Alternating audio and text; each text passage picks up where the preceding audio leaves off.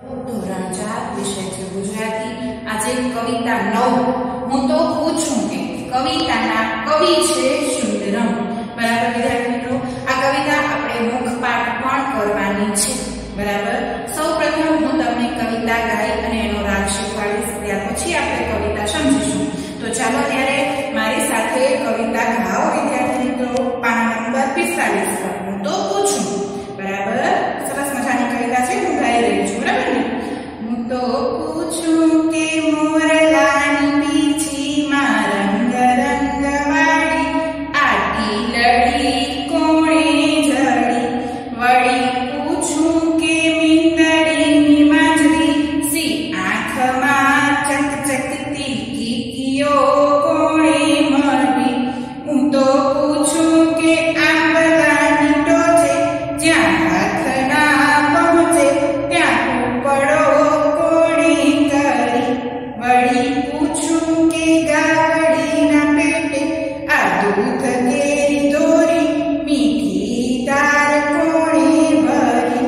હું તો પૂછું કે ચાંદાની થાળીમાં બકરીને ડોસીની ઝૂંપડી કોણે મળી, વળી પૂછું કે આભની હથેળીમાં સૂરજની ભમતી ભમરડી કોણે કરી।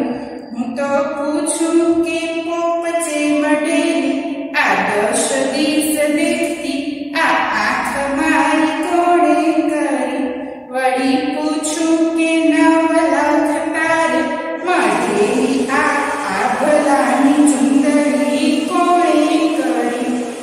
વિદ્યાર્થી મિત્રો, આ આપણી કવિતા છે। બરાબર, કવિતામાં આપણા શ્રેષ્ઠ સર્જનહાર કોણ છે? તો કે ઈશ્વર। આપણે ઈશ્વર જેવું સર્જન કરી શકતા નથી। બરાબર, ઈશ્વરે ખૂબ સરસ મજાની સૃષ્ટિ સર્જનહાર છે। બરાબર, સૃષ્ટિનું સર્જન કર્યું છે, કઈ રીતે કર્યું હશે, કેવી રીતે કર્યું હશે, ક્યારે કર્યું હશે, આ બધા પ્રશ્નોના જવાબ કવિ છે ને ઈશ્વર પાસેથી મેળવવા માંગી રહ્યા છે। બરાબર, તો ચાલો ત્યારે કવિ શું પૂછે છે ને એ આપણે જોશું।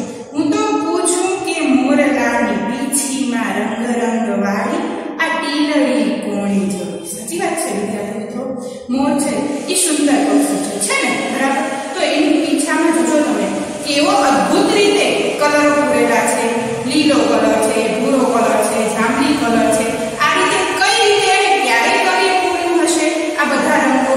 કવિ કહે છે કે મને કોઈ મળે ને તો હું એને પૂછું।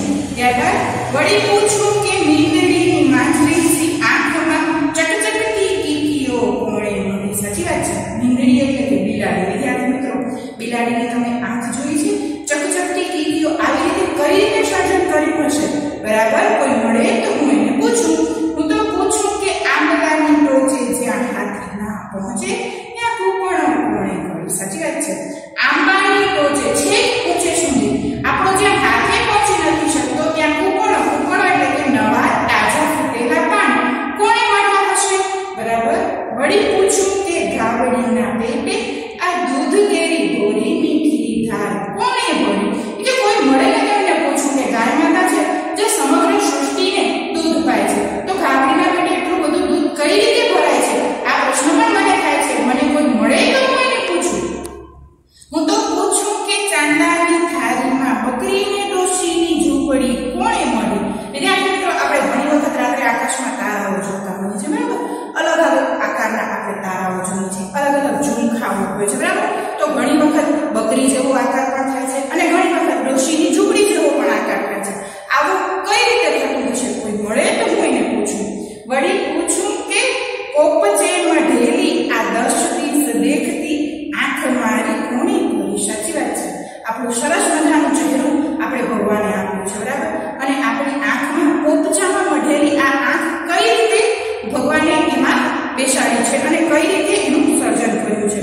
વળી પૂછું કે આભની હથેળીમાં સૂરજની ભમતી ભમરડી કોણે કરી। એ કહે છે કે કોઈ મળે ને તો પૂછું કે સૂરજ એ આપણે ખબર છે દિવસ અને રાત થાય છે, સૂરજ ઉગે અને આથમે, આ રીતે એ રોજ નિત્યક્રમ કઈ રીતે ચાલે છે? કોઈ મળે તો એને પૂછું।